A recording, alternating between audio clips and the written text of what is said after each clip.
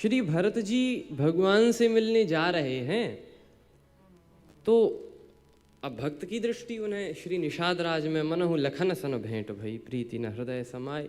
और जब राम जी को प्रणाम किया, कहाँ पर? कहा राम घाट कहाँ कीन्ह प्रणामू, तो भा मन मगन मिले जनु रामू। आज ऐसा लगा कि राम ही मिल गए। अब वहाँ राम जी तो है नहीं, लेकिन ये भक्त की दृष्टि का चमत्कार है। वहाँ राम न होते हुए भी उन्हें भरत जी को मिल गए, तो घाट पे मिले। इसका अर्थ क्या? या तो भगवान घर में मिलेंगे या भगवान घाट पे मिलेंगे। या तो ये जो श्री रामचरितमानस में 4 घाटों की बात कही गई है, तो या तो भगवान इन घाटों पर मिलेंगे, या फिर कुछ मत करो घर में ही बैठो तो भगवान मिल जाएंगे। लेकिन जो ना घर के रहते हैं ना घाट के रहते हैं, यही भटकते हैं। तो ना घर ना घाट 12 बाट, ये इन्हें भगवान नहीं मिलते। या तो इतना विराट बना लो हमको, या इतना सूक्ष्म बना लो। तो और श्री हनुमान जी भी सुरसा नाम अहिन के माता पठिन आई कही तही बाता। सुरसा है सामने, और हनुमान जी और सुरसा को जो देखा तो बोली मैं तो तुम्हें खाऊंगी।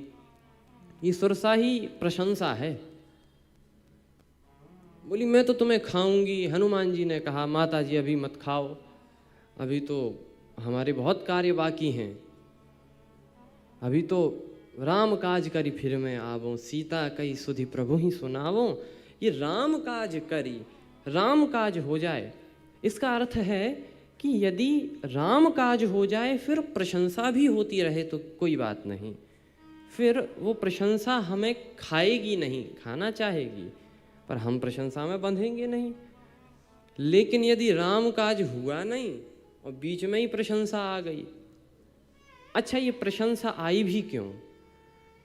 हनुमान जी इसके पहले मैनाक पर्वत को त्याग करा रहे हैं, और मैनाक है सोने का पहाड़। इसका अर्थ है कि जब भी कोई व्यक्ति राम काज के लिए आगे बढ़ता है, ये धन उसके पीछे पड़ जाता है। और जब राम काज कर रहे व्यक्ति के पीछे धन पड़ता है, तो वो व्यक्ति उस धन में ही विश्राम करके और फिर राम काज भूल जाता है। क्योंकि मैनाक पर्वत ने कहा आप मुझ पर विश्राम कर लो, तो हनुमान जी बोले नहीं विश्राम तो हम नहीं करेंगे। तो हनुमान जी ने क्या किया? परसा और छूकर आगे बढ़ गए। इसका अर्थ है कि धन त्याज्य नहीं है। ऐसा नहीं कि हम धन को त्याग ही दें। राम काज में धन आवश्यक है, बिना धन के ये जीवन का निर्वाह कैसे हो? लोग कहते हैं कि नहीं हम तो साहब कुछ नहीं छूते ही नहीं हैं, तो फिर जीवन भी तो चले। एक संत कहते थे पहले लोक बनेगा फिर परलोक बनेगा। जब तक लोक नहीं बनेगा तब तक परलोक नहीं बनेगा। और जो लोग कह रहे हैं नहीं हम तो परलोक बनाएंगे, तो और शाम को ही भूख लगाती है, तो भोजन तो चाहिए, तो लोक तो बने।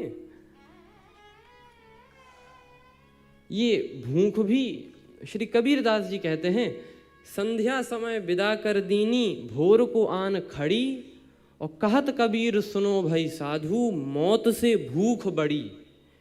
ये बड़ी है, तो क्या करना चाहिए इसके लिए? तो कबीरदास जी ने कहा, उत्तर देते हैं कबीरा कुतिया भूख है करत भजन में भंग, तो या को टुकड़ा डाल के भजन करो निस्संग। ये करो। इसीलिए हमारे संत कहते हैं भूखे भजन न होए गोपाला। तो पहले लोक बनेगा फिर परलोक बनेगा। तो राम काज हम कर रहे हैं, राम कार्य कर रहे हैं, तो उसमें लोक बनाना आवश्यक है, और लोक पहले बनेगा। लोक बनाना पहले आवश्यक है। इसीलिए हनुमान जी ने केवल उसे मैनाक पर्वत को छुआ और बोले राम काज कीन्हे बिनु मोहि कहाँ विश्राम। और हनुमान जी ने ये संकेत दिया कि सोना बुरा नहीं है, मैनाक पर्वत सोना बुरा नहीं है। फिर सोने पे सोना बुरा है। सोने पे जो सो जाते हैं वे ही अधूरे मार्ग में रह जाते हैं। इसीलिए धन का सम्मान करें। ऐसा नहीं कि हम एक संत थे तो वो परम पूज्य संत स्वामी श्री राजेश्वरानंद जी महाराज, वे ये कथा सुनाया करते कि हम गए एक जगह निमंत्रण में, तो एक यजमान ने जिस आमंत्रित किया, हमें ही नहीं और संतों को भी आमंत्रित किया। अब सब संत तो सब जो होता है यजमान करता है और प्रसाद और सबको पवाया, और इसके बाद वो दक्षिणा देता है यजमान। तो सबको दक्षिणा उसने दी, सबने ले ली। वो बोले हमें दिया, हमने भी ले ली। बोले बगल में ही एक संत बैठे थे, तो उन्हें जैसे ही वो देने लगा तो वो संत बोले दूर रखो दूर रखो। वो घबरा गया कि क्या हो गया, हमसे कोई त्रुटि हो गई। संत बोले हम छूते नहीं हैं। जो उसने ये सुना तो सबको वो तो ऐसे प्रणाम कर रहा था, और जो उन्होंने कहा हम छूते नहीं, उन्हें ऐसे दंडवत। ये छूते नहीं है, क्या त्याग है। लेकिन अब सबको लगा कि वाह भाई त्याग है, छूते नहीं है त्याग है। तो सब लोग प्रशंसा करने लगे। क्या हुआ, इतने में वो यजमान अपनी वो दक्षिणा लेकर वो जाने लगा। तो वो संत बोले कहाँ जाते हो। कहा महाराज 1 सेकंड में आया। कहा वो तो ठीक है, वो दक्षिणा। तो बोले महाराज आप तो छूते नहीं हैं। तो वो संत बोले हाँ छूते नहीं हैं। फिर बोले इसमें बांध दो। उन्होंने कपड़ा दिया और बोले इसमें बांध दो। अब तो बगल में वो स्वामी जी बोले कि हमने कहा कि महाराज ये हाथ से छूने में क्या कठिनाई है, ये भी तो कपड़ा ही है। जब नाक पकड़नी है तो ऐसे पकड़ लो, ऐसे काहे को पकड़ते हो, ये भी तो कपड़ा ही है। संत बोले हम ऐसे नहीं छूते, हम कपड़े से छूते हैं। तो कहा कि ये भी कपड़ा ही है। वासांस जीर्णानि यथा विहाय नवानि गृह्णाति नरोपराणि तथा शरीराणि विहाय जीर्णानि अन्यानि संयाति नवानि देहि। है भूत पांचों का बना यह वस्त्र सुंदर आपका, बनता बिगड़ता है यही नहीं कुछ बिगड़ता आपका। ये भी तो कपड़ा ही है, इससे छू लो।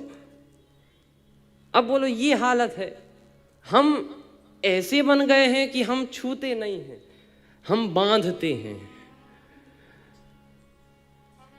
हनुमान जी संकेत करते हैं कि ये सोना जो धन है ये आवश्यक है, लेकिन धन ही लक्ष्य है ये ना सोचें।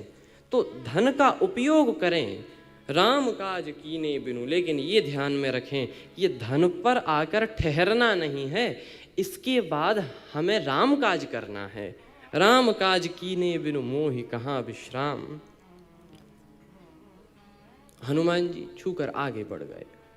लेकिन जिस व्यक्ति ने ऐसा काम किया हो कि धन को, सोने के पहाड़ को छूकर आगे बढ़ गया हो, तो उसकी प्रशंसा तो होगी। और एक यह बात है कि चीजें तो छूट जाती हैं, चीजों का अभिमान नहीं छूटता। किसी व्यक्ति ने घर का त्याग कर दिया तो घर का तो त्याग कर दिया, लेकिन मन में ये अभिमान मैं बड़ा त्यागी हूं। एक समय के लिए काम क्रोध लोभ मोह भी पीछा छोड़ दें, ऐसे तो नहीं होता है जगत में, लेकिन ये भी पीछा छोड़ दें और हम इनसे पीछा छुड़ा लें, तो ये विकार तो पीछा छोड़ देंगे, लेकिन ये अभिमान पीछा नहीं छोड़ेगा कि मैं बड़ा त्यागी हूं। कल यही तो कथा हमने सुनी, नारद जी ने काम क्रोध लोभ को जीत लिया, लेकिन अभिमान को नहीं जीत सके। ये अभिमान हो गया कि मैंने इनको जीत लिया, मैं बहुत बड़ा योगी हूं। ये तो छूटे, ये विकार तो छूट जाए, अभिमान तो छूटे, अभिमान पीछे पड़ा हुआ है। हनुमान जी आज सोने को लात मार कर आए हैं, तो इसीलिए इनकी प्रशंसा हुई कि अब इन्हें अभिमान आवे।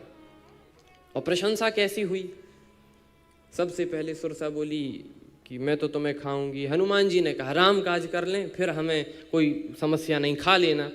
सुरसा ने कहा नहीं मैं तो अभी खाऊंगी। हनुमान जी ने कहा फिर देरी मत करो। तो सुरसा ने खाने के लिए योजन भरी तहीं बदन पसारा, 1 योजन का मुंह खोला और हनुमान जी ने जो देखा तो कपितनु कीन दुगुन विस्तारा, दुगने हो गए। इसका अर्थ क्या? कहा जितने बड़े हम हैं, यदि प्रशंसा उससे बड़ी होने लगे तो हम प्रशंसा से बड़े हो जाएं। योजन भरी तहीं बदन पसारा, कपितनु कीन दुगुन विस्तारा, हनुमान जी दोगुने हो गए। और ऐसे बढ़ती जा रही है सुरसा, बढ़ती जा रही। तब तक 16 योजन मुख तहीं ठयऊ, तुरत पवन सुत 32 भयऊ। जस जस सुरसा बदन बढ़ावा, तासु दून कपि रूप दिखावा। लेकिन जब वो 7 योजन तेहि आनन कीन्हा, 7 योजन तेहि आनन कीन्हा, 7 योजन तेहि आनन कीन्हा। अति लघु रूप पवन सुत लीन्हा, अति लघु रूप पवन सुत लीन्हा। 7 योजन तेहि आनन कीन्हा, 7 योजन तेहि आनन कीन्हा, 7 योजन तेहि आनन कीन्हा। मम वदने पसदनि पम भग मर 7 योजन तेहि आनन, 7 योजन तेहि आनन। अति लघु रूप पवन सुत लीन्हा, 7 योजन तेहि आनन कीन्हा, 7 योजन तेहि आनन। रे गा मा रे रे रे रे रे रे रे गा रे रे गा रे रे रे गा रे रे मा गा मा रे सा रे नी सा नी रे मा पा दा नी पा मा पा दा नी सा रे पा मा पा गा मा रे सा सा। 7 योजन तेहि आनन कीन्हा, 7 योजन तेहि आनन। योजन तेहि आनन, योजन तेहि आनन कीन्हा। 7 योजन जब 100 योजन की हो गई, पहले 1 योजन की हुई, हनुमान जी 2 योजन के हो गए, वो 3 योजन की, हनुमान जी 6 योजन के, बढ़ते जा रहे हैं। तुरत पवन सुत 32 भयो। अब तो जब जस जस सुरसा बदन बढ़ावा, तास दून कपि रूप दिखावा। लेकिन जब 7 योजन तेहि आनन कीन्हा, उस 100 योजन की हो गई, तो हनुमान जी चाहते तो 200 योजन के हो सकते थे कि नहीं, लेकिन नहीं हुए। क्यों? कथा आगे बढ़ती। हम सभी कथा कहने वाले यही कहते फिर कि फिर सुरसा ने 100 योजन का मोह किया तो हनुमान जी 200 योजन के हो गए। फिर सुरसा ने 300 योजन का मोह किया तो हनुमान जी 600 योजन के हो गए। यही चलता। लोग भी पूछते कि अभी कथा किस योजन पे चल रही है। तो कथा आगे बढ़ती। लेकिन श्री हनुमान जी ये नहीं करते।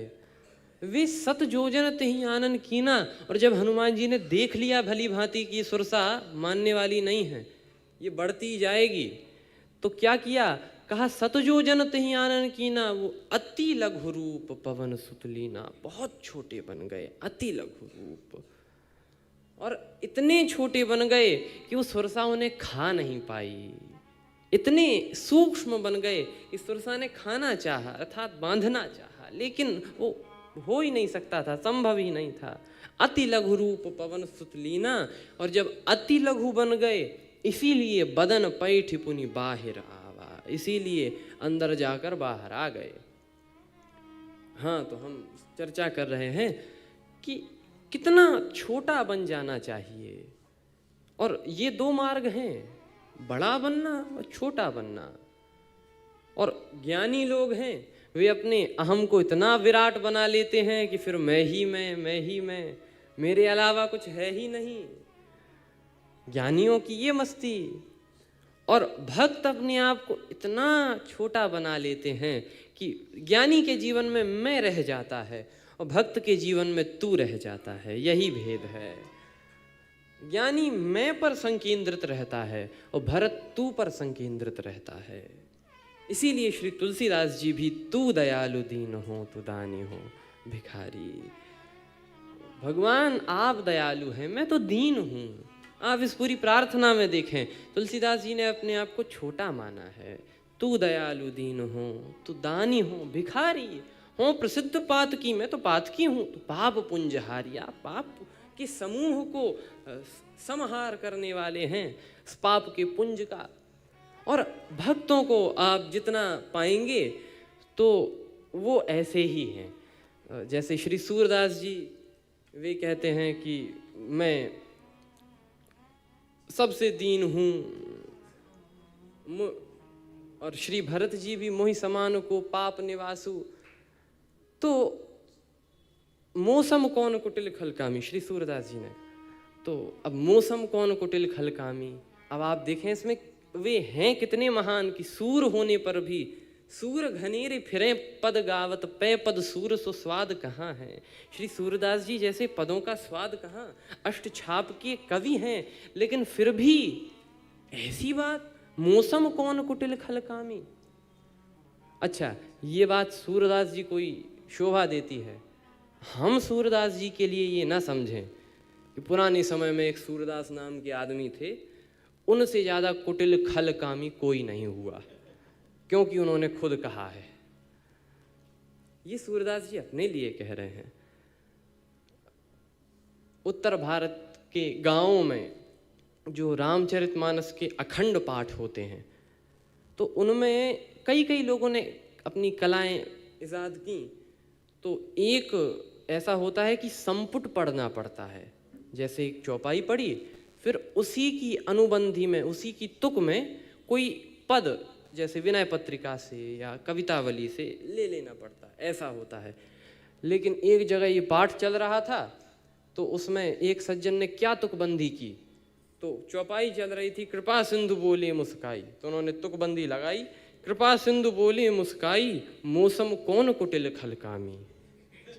क्या बात है। तो श्री सूरदास जी अपने लिए कह रहे हैं, मौसम कौन कुटिल खलकामी माधो जू मौसम मंद न कोए। राम सो खरो है कौन मूसो कौन खोटो, राम सो बड़ो है कौन मूसो कौन छोटो, मेरो भलो कियो राम आपनी भलाई। ये भक्त अपने को छोटा बनाते हैं, क्यों? कहा यही दो उपाय हैं भगवान की माया से बचने के, इसके इतर कुछ उपाय है ही नहीं। बीच में रहेंगे तो फंस जाएंगे। इसीलिए श्री हनुमान जी भी छोटे बने। तो हम सभी लोग चर्चा